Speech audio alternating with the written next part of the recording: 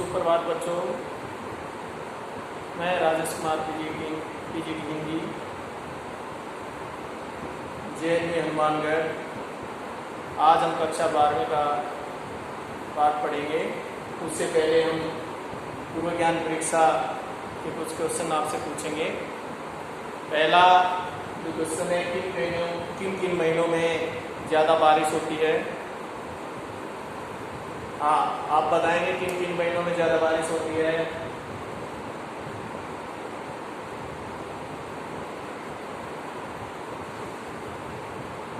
जून, जुलाई, अगस्त। इसके बाद दूसरा जो मेरा क्वेश्चन है, किन महीनों में ज़्यादा गर्मी पड़ती है? मई, जून, जुलाई।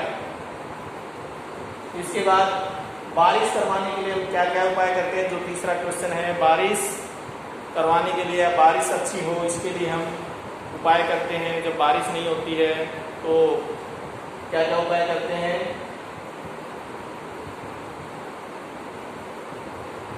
हाँ, हम इंद्र देवता या इंद्र भगवान को प्रसन्न करने के लिए बहुत सारे पूजा अनुष्ठान करते हैं। इसके बाद आपको बताना, इन सब उपायों से बारिश हो जाती है क्या? ये उपाय कितने कारगर होते हैं?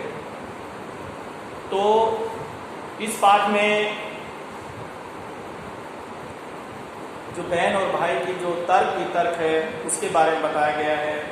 भाई है वो इन चीज़ों पर विश्वास नहीं करता कि पूजा पाठ करने से या किसी को पानी देने से या पानी का दान करने से बारिश हो जाती है, लेकिन उसकी बहन है, उसकी जीजी है, वो इन बातों में विश्वास करती है। तो आज हम पाठ 3 काले मेघा पानी दे का अध्ययन करेंगे।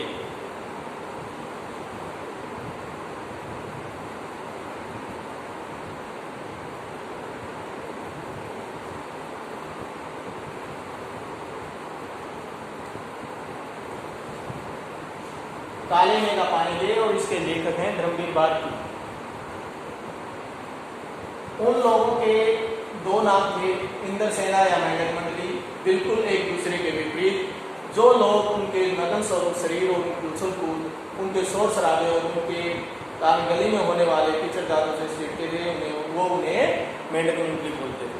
और जो उनसे प्रेम करते थे वो उसको इंद्रसेना कहते थे। उनकी आगवानी गलियों से होती थी और वे होते थे 10-12 बरस से 16-18 बरस के लड़के। सांवला, नंगा बदन, सिर्फ एक जांघिया या कभी कभी सिर्फ एक लंगोटी। एक जगह इकट्ठे होते थे। पहला जयकारा लगता था, बोल गंगा मैया की जय।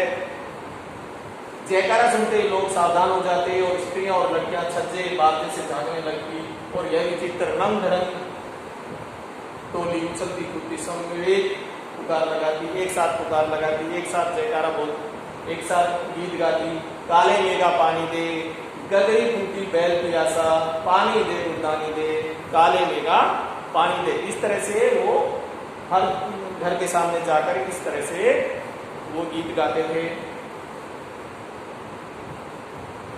उछलते कूदते एक दूसरे को ढकियाते ये लोग गली में किसी दुमल्ले मकान के सामने रुक जाते।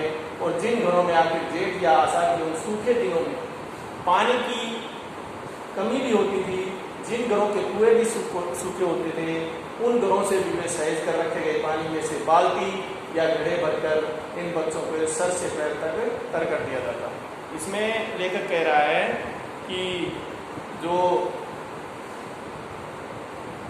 घर ये कह रहा है कि जो पानी उस समय थोड़ा सा दुर्लभ होता था, अतः उसकी कमी होती थी, तब भी लोग क्या करते थे? सहेज कर रखते थे और वो उनके ऊपर पानी डाल देते थे। वो सोचते थे कि अगर इन पर पानी डालेंगे तो बारिश से अच्छी होगी। ये भीगे बदन मिट्टी में लेट जाते थे, पानी बहने से पैदा हुए कीचड़ में लथपथ हो जाते, हाथ पांव पेट पर सब गंदा कीचड़ मलकर फिर हाथ लगाते, बोल गंगा मैया की जय। और फिर मंडली बांधकर उछलते कूदते अगले घर की ओर काले चल पड़ते, बादलों को टेरते हुए। काले बादलों को टेरते हुए क्या करते हो? चलते रहते। काले मेघा पानी में, बस सचमुच से दिन होते जब गली मोहल्ला गांव से हर जगह लोग गर्मी में घुन घुन कर त्राहिमाम कर रहे थे। जेठ के 10 तपा बीत कर आषाढ़ का पहला पखवाड़ा बीत चुका होता है। अर्थात जेठ के जो 10 दिन हैं 10 तपा बीत कर, अर्थात 10 तपा 10 दिन जो तब जाते, और आषाढ़ का बीत तो क्या है, कौन सा महीना, आषाढ़ का जो पहला पखवाड़ा 15 दिन बीत जाने होते, तो क्षितिज पर कहीं बादल की रेखा भी नहीं दिखती, कुएं सूखने लगते, नलों में एक तो बहुत कम पानी आता और आता भी तो आधी रात को भी मानो खोलता हुआ पानी, खोलता मतलब बहुत गर्म, आधी रात को भी पानी आता था, वो ठंडा नहीं होता था, वो भी बहुत गर्म होता था गर्मी की वजह से। गर्मी में वो क्या करने लगता, खोलने लगता।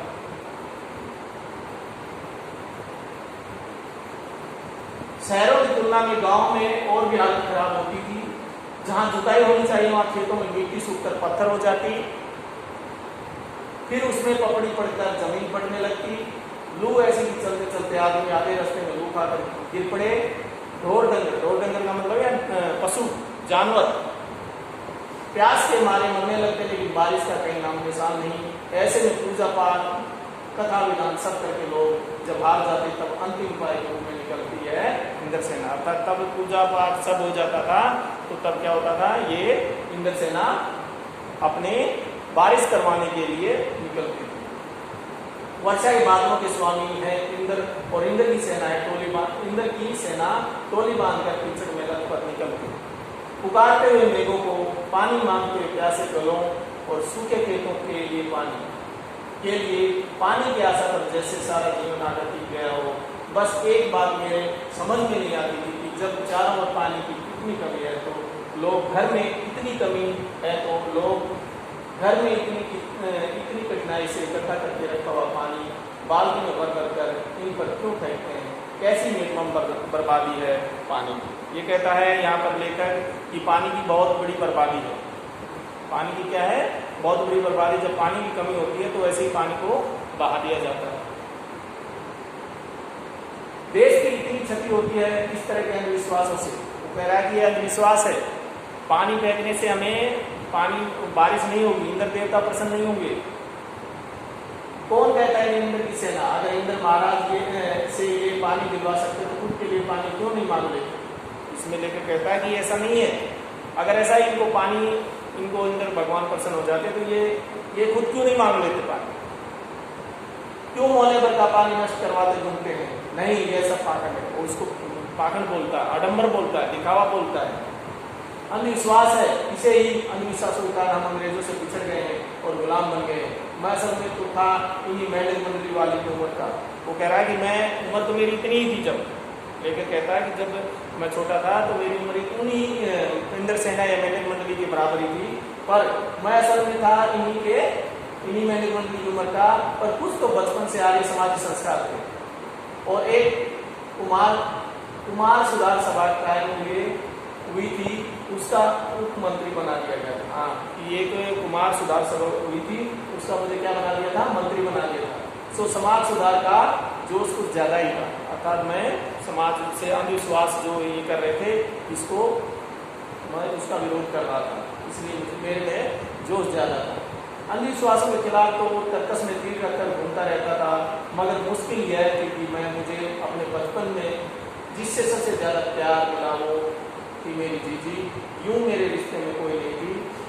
वो कह रहा है कि मेरी रिश्ते में कोई नहीं थी, लेकिन वो मेरी उम्र में मेरी माँ से ही बड़ी, पर अपने लड़के बहू सबको छोड़कर उनके प्राण उसी में बसते थे। अर्थात लेखक में ही बसते थे, मुझ में ही बसते थे। और वे थी उन तमाम रीति रिवाज के त्योहारों पूजा अनुष्ठानों की खान जिन्हें कुमार सुधार सभा का यह उप मंत्री अंधविश्वास करता था। तो उनकी जो जीजी थी, उनकी जो बहन थी बड़ी, वो रिश्ते में तो उनकी कुछ नहीं थी, लेकिन वो उनके जो लड़के और बहू से उनसे भी ज्यादा प्रेम में लेखक को करती थी। तो ये कह रहा है कि वो अब इन सब रीति रिवाजों की खान थी, अर्थात वो इनमें बहुत विश्वास रखती थी। उन्हें जड़ से उखाड़ फेंकना चाहता था, पर मुश्किल यह थी कि उनका पूजा विधान कोई त्योहार अनुष्ठान मेरे बिना पूरा नहीं होता था। दिवाली है तो गोबर और कोड़ियों से गोवर्धन और सतिया बनाने में लगा हूँ, तो जन्माष्टमी है तो रोज 8 दिन की झांकी तक सजाने और पंजेरी बांटने में लगा हूँ। हर छठ है तो छोटी रंगीन फुलड़ियों में भूंजा भर रहा हूँ। किसी ने भुना चना, किसी में भुनी मटर, किसी में भुने अरवा चावल, किसी में भुना गेहूँ। जीजी ये सब मेरे हाथों से कराती ताकि उनका उपाय जो उनका पुण्य है मुझे मिले, केवल मुझे। वो कह रहा है कि वो सब इसलिए कराती थी कि उनका सब पुण्य मुझे मिले। लेकिन इस बार मैंने साफ इनकार कर दिया, नहीं फेंकना है मुझे बाल्टी भर भर कर इस गंदी मेंढक मंडली पर। जब जीजी बाल्टी भरकर पानी ले आई, उनके बूढ़े पांव डगमगा रहे थे। जब उन्होंने मना कर दिया तो उसकी जो जीजी थी वो पानी भर बाल्टी भर कर ले आई। तो आज कहाँ गए थे, तब भी मैं मुँह फुलाए खड़ा रहा। शाम को उन्होंने लड्डू पट्टे खाने को दिए तो मैंने उन्हें हाथ से अलग खिसका दिया, मुँह फेर कर बैठ गया, जीजी से बोला भी नहीं। पहले भी तमतमाई मतलब वो भी गुस्सा हो गई। जब मैं उनसे रूठा हुआ था, नाराज था, तो वो क्या है, तमतमाई, गुस्सा हो गई। लेकिन ज्यादा देर तक गुस्सा नहीं रहा गया। पास आकर मेरा सर अपनी गोद में रखकर बोली, देख भैया रूठ मत, मेरी बात सुन, यह सब अंधविश्वास नहीं है। हम इतने पानी देंगे तो इंद्र भगवान हमें पानी कैसे देंगे, हम इन्हें पानी नहीं देंगे तो इंद्र भगवान हमें पानी कैसे देंगे। मैं कुछ नहीं बोला। फिर जीजी बोली, तू इसे पानी की बर्बादी समझता है, पर यह पानी की बर्बादी नहीं, यह पानी हृदय चढ़ाते हैं। अतः जी पानी को अगर हम जैसे किसी चीज़ को प्राप्त करने के लिए भगवान से हम कोई चीज़ चाहते हैं, प्राप्त करना चाहते हैं, तो उसके बदले में हमें उनको कुछ अर्घ्य देना पड़ता है उस वस्तु का। तो इसी प्रकार अगर हम इंद्र भगवान से पानी चाहते हैं तो हम उनको कुछ अर्घ्य के रूप में क्या देना पड़ेगा, पानी देना पड़ेगा। चीज मनुष्य पाना चाहता है उसे पहले देगा तो पाएगा कैसे। इसलिए ऋषि मुनियों के ने दान सबसे ऊंचा स्थान दिया है। जो दान है वो सबसे ऊंचा है। अर्थात ऋषि मुनियों को काहे बदनाम करती हो जाएगी। फिर वो लेखक बोलता है कि ऐसे ऋषि मुनियों को क्यों बदनाम कर रही है, ऐसा कहीं नहीं लिखा। क्या उन्होंने कहा था कि आदमी बूंद बूंद पानी को तरसे तब पानी कीचड़ में बहाओ। कुछ देर चुप रही जीजी, फिर मटरी मेरे मुंह में डालती हुई बोली, देख बिना त्याग के दान नहीं होता। अगर तेरे पास लाखों करोड़ों रुपए और उसमें से तू 2-4 रुपए किसी को दे दे तो यह वह त्याग हुआ। क्या वह त्याग हुआ? वो त्याग नहीं है। अगर आपके पास लाखों करोड़ों रुपए हैं और आप उसमें से निकाल के कुछ रुपए दे देते हैं तो ये त्याग नहीं है। जब आपके पास किसी चीज की कमी है और उसमें से भी आप किसी दूसरे को दे रहे हैं तो वो सही में वास्तव में वो दान है, वो त्याग है। दान तो वह होता है उसी का फल मिलता है। फल वल कुछ नहीं मिलता, सब ढकोसला है। ढकोसला मतलब पाखंड, आडंबर। मैंने कहा तो पर कहीं मेरे तर्कों का जो खिलाफत होने लगा। तर्कों में जो तर्क दे रहा था मैं, वो तर्क नहीं थे, तर्क थे। उनका खिलाफत होने मतलब वो मतलब कमजोर पड़ रहे थे, हार रहा था मैं, मगर मैं नीति पर अड़ा रहा, अडिग था। फिर जीजी बोली, देख तू तो अभी से पढ़ लिख गया है, मैंने तो गांव के मदरसे का कभी मुंह नहीं देखा। पर बात तो देखिए कि अगर 30-40 मन गेहूँ उगाना है तो किसान 5-6 सेर गेहूँ अपने पास लेकर जमीन में क्यारे बनाकर फेंक देता है। 5-6 सेर मतलब 5-6 किलो। अगर उसको 30-40 मन गेहूँ चाहिएगा तो वो 1 एकड़ में कितना गेहूँ फेंकेगा? उसको 5 या 6 किलो गेहूँ जरूर फेंकना पड़ेगा, बोना पड़ेगा। उसे बुआई कहते हैं। और जो सूखे हम अपने घर का पानी इन पर फेंकते हैं वह पानी की बुआई है। अगर जो हम पानी फेंक रहे हैं वो क्या है? पानी की बुआई। अगर हमने 1 बाल्टी फेंका तो हमें सैकड़ों बाल्टियां मिलेंगी, अर्थात हमें बारिश होगी। यह पानी गली में बोएंगे तो सारे शहर, कस्बा, गांव पर पानी वाले बादलों की फसल हो जाएगी। हम बीज बनाकर पानी देते हैं, फिर काले मेघा से पानी मांगते हैं। सब ऋषि मुनि कह गए कि पहले खुद दो, तब देवता हमें 14 अर्जुनाल करके लौटाएगा। जिससे सबका आचरण बनता है, यथा राजा तथा प्रजा। यह सच नहीं है। सच यह भी है कि यथा प्रजा तथा राजा। ये कह रहा है कि जैसा राजा होगा ऐसी प्रजा नहीं होगी, बल्कि ये भी हो सकता है जैसी प्रजा होगी वैसा ही राजा होगा। यही तो गांधी जी महाराज कहते हैं। अब गांधी जी को बोल रहे हैं कि गांधी जी ने भी ऐसा ही कहा है, जो हमारे राष्ट्रपिता हैं। जीजी का एक लड़का राष्ट्रीय आंदोलन में पुलिस की लाठी खा चुका था, तब से जीजी गांधी जी महाराज की बात अक्सर करने लगी। इन बातों को आज से 50 से ज़्यादा बरस होने को आए पर जो कि तुम मन पर दर्ज है। कभी कभी कैसे संदर्भों में ये बात मन को कचोट जाती है। हम आज के लिए करते क्या हैं? मांगे हर क्षेत्र में बड़ी बड़ी प्रत्याश का कहीं नामो निशान नहीं। अपना स्वार्थ आज एकमात्र लक्ष्य रह गया है। हम चटकारे लेकर इसके या भ्रष्टाचार की बातें करते हैं, पर क्या कभी हमने जांचा है कि हमने अपने स्तर पर दायरे में हम उसी भ्रष्टाचार के तो नहीं बन रहे, उसी भ्रष्टाचार के अंग तो नहीं बन रहे। काले मेघा दल उमड़ते हैं, पानी झमाझम बरसता है पर गगरी टूटी की टूटी रह जाती है, बैल प्यासे की प्यासे रह जाते हैं, आखिर बदलेगी स्थिति। तो इसमें जो लेखक है वो कह रहा है कि स्थिति जो है भ्रष्टाचार की वजह से क्या है, स्थिति नहीं बदलती। पैसा जो आता है उसमें जो पानी है, पानी की सुविधाएं हैं वो फुलफिल नहीं होती, पूर्ण नहीं होती। और जो हमारे कह रहा है कि गगरी फूटी की फूटी रह जाती है, अर्थात जो भ्रष्टाचार की वजह से जो राजनेता हैं जो या बड़े बड़े अफसर हैं वो पैसे को खा जाते हैं, और जो बैल है हमारा जो किसान है वो भी जो कर तो मतलब निर्धन ही रहता है, और उसके जो बैल हैं वो पैसे के पैसे रह जाते हैं। तो वो इस पर चिंता व्यक्त कर रहा है लेकर कि हमारी स्थिति कब बदलेगी, कब ये सुधार होगा।